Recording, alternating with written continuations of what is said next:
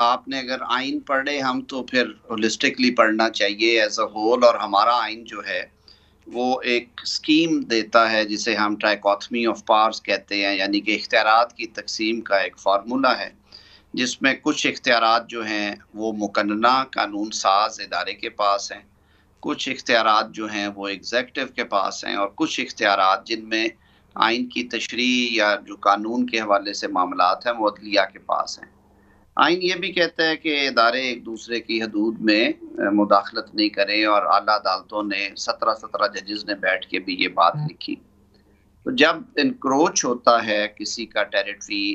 جب مداخلت ہوتی ہے اس ڈومین میں جو کہ آئین پاکستان اس ادارے کو دیتا ہے، تو ظاہر ہے اس پہ پھر وہ فیئر کرٹیسزم بھی ہوگا، اور جب فیئر کرٹیسزم سے تھوڑی سی بات بڑھتی ہے تو پھر جذبات بھی آڑے آتے ہیں۔ انسان ہیں سارے جو اندر بیٹھے ہوئے ہیں،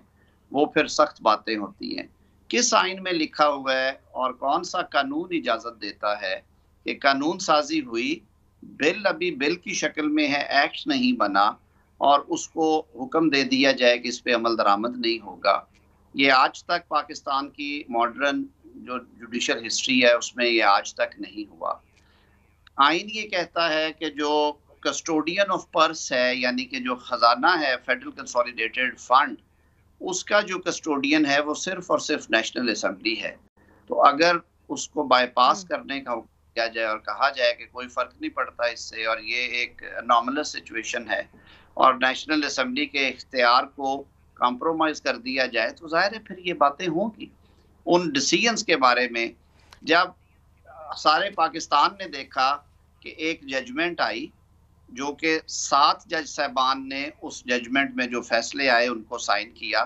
7 میں سے 4 جج صاحبان نے وہ پٹیشنز خارج کی، لیکن حکم یہ ملا کہ نہیں، جو 3 کا فیصلہ ہے وہی آرڈر آف کورٹ ہے اور وہی امپلیمنٹ ہوگا، تو پھر یہ باتیں ہوں گی۔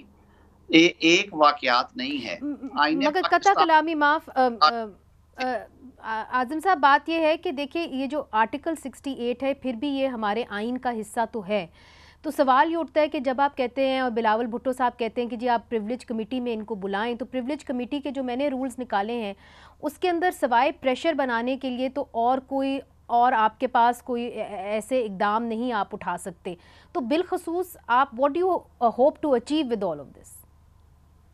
انہیں سے دیکھیے، میں خیر میری جو ذمہ داری اس طرح کی ہے کہ مجھے چیزوں کو بڑا اسیس کر کے اور ان کو ایگزامن کر کے اور اس کے بعد ہی کوئی جی بات کرنی۔ جو اظہار رائے کی آزادی ہے وہ ہر شہری کو، اور خاص طور پہ جب آپ فلور آف دا ہاؤس پہ ہیں تو ہر پارلیمنٹیرین کو آف کورس اپنی اوپینین ایکسپریس کرنے کا حق ہے، اور وہ with in the bounds of law کرے تو اور اچھی بات ہے، اور میں سمجھتا ہوں یہ ٹو گریٹ ایکسٹینٹ یہ with in the bounds of law تھی۔ بلاول صاحب نے ایک تجویز رکھی ہاؤس کے سامنے کہ صورتحال کہیں ایسی نہ بن جائے کہ اس حد تک بھی جانا پڑے، اور انہوں نے کہا کہ ہم نہیں چاہیں گے کہ سچویشن ایسی ہو۔ میرے خیال میں اسی طرح کی بات برجیز طاہر نے بھی کی۔ تو یہ ایک اوپینین ہے جی ممبر کی،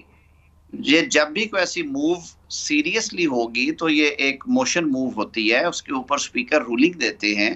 پھر یہ معاملہ کمیٹیز کو اور ان کو ریفر ہوتا ہے، اور پھر کمیٹیز جورسڈکشن ایکسرسائز کرنے سے پہلے اس میں لیگل اوپینین لیتی ہیں، لوگوں کو بلا کے ان کو پوچھ سکتی ہیں کہ جی آیا یہ اختیار ہے یا نہیں ہے۔ تو یہ بڑی لمبی ڈیبیٹ ہے، اس پہ آج میرے خیال میں ابھی بات کرنا پری میچور ہوگا۔